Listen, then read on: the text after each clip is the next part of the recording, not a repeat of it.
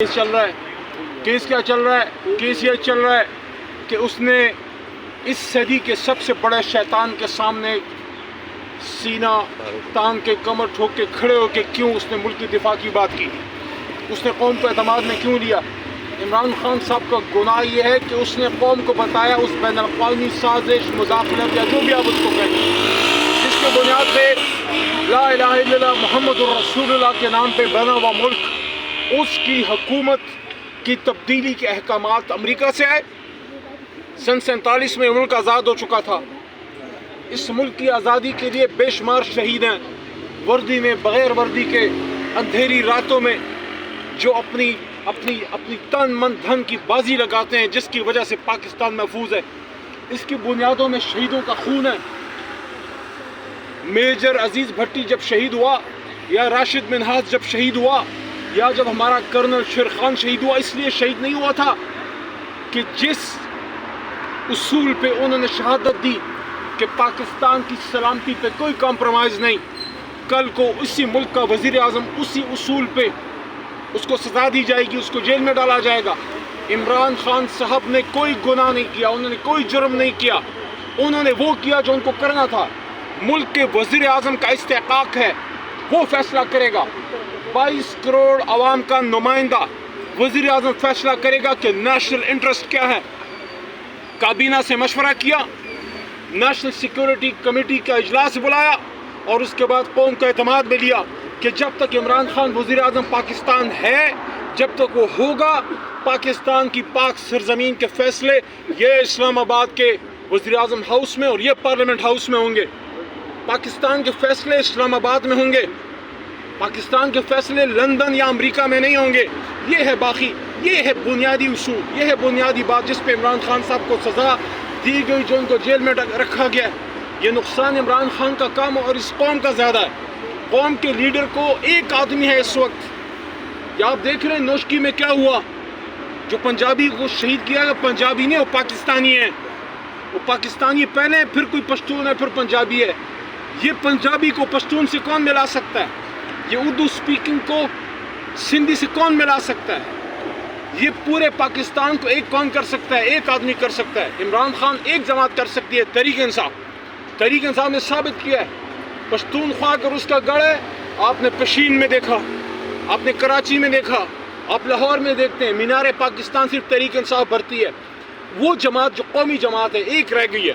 ماضی میں Peoples party تھی، ایک لیڈر قوم کا، اس کو اس بات پہ سزا دی جا رہی ہے کہ اس نے قوم کی نیشنل انٹرسٹ میں قوم کو بتایا کہ قوم کے اندرونی معاملات میں باہر سے مداخلت ہو رہی ہے. ایک بیرونی طاقت کہہ رہی ہے کہ ملک کے وزیر اعظم کو آپ ہٹاؤ.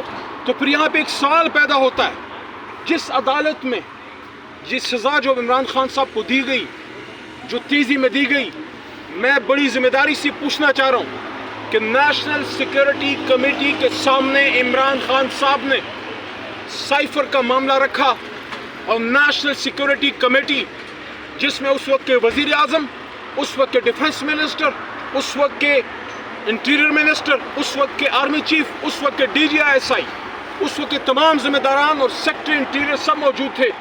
کیا اس عدالت نے جس نے یہ کیس چلایا اس نے ہمت دکھائی؟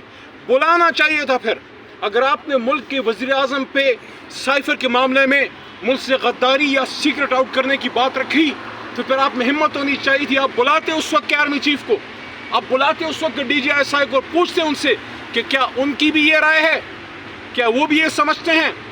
اور اگر وہ یہ سمجھتے تھے تو پھر کیا انہوں نے اس نیشنل سیکیورٹی کمیٹی کی میٹنگ میں آبجیکشن کیا کہ مسٹر پرائم منسٹر آپ کو سائفر پہ بات نہیں کرنی چاہیے، یہ نیشنل سیکیورٹی کے خلاف ہے؟ نہیں، وہ سب ایک پیج پہ تھے.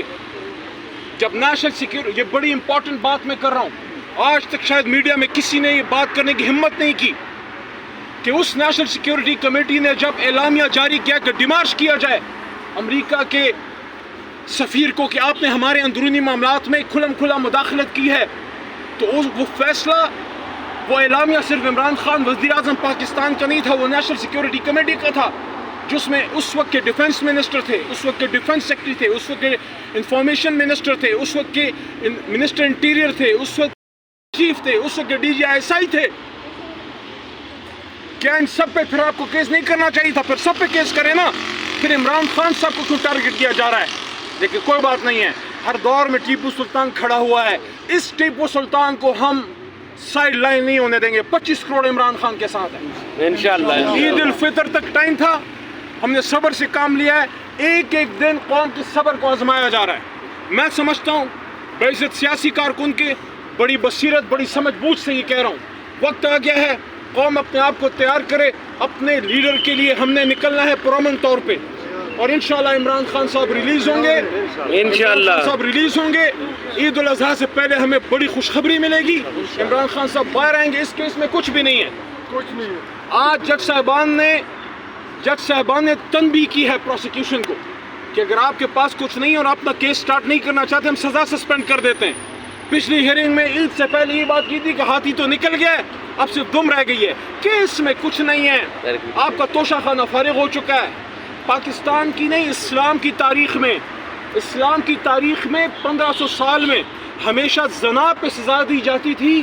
یہ پہلا مسلمان ہے جس کو لا الہ الا اللہ محمد الرسول اللہ کے نام پہ بنے ہوئے ملک میں زنا پہ نہیں, نکاح پہ سزا دی جا رہی ہے. نکاح پہ اس پہ کیس چل رہا ہے.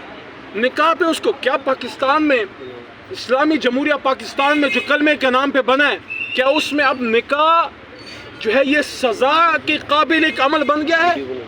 کیا نکاح جو سنت ہے, سنت نبی صلی اللہ علیہ وسلم ہے, اس پہ آپ سزائیں دیں گے؟ تو کسی کیس میں کوئی دم نہیں ہے, کچھ نہیں ہے ان کے پاس. انشاءاللہ عمران خان صاحب بری ہوں گے, اور بہت جلد جو اس ملنگ کے منہ سے اللہ نے بات نکلوائی تھی 9 اپریل کی رات کہ 2/3 سے میرا لیڈر آئے گا, عوام نے ووٹ دیا ہے, پارلیمان میں آنا باقی. انشاءاللہ جلد عمران خان صاحب وزیر اعظم پاکستان ہوں گے.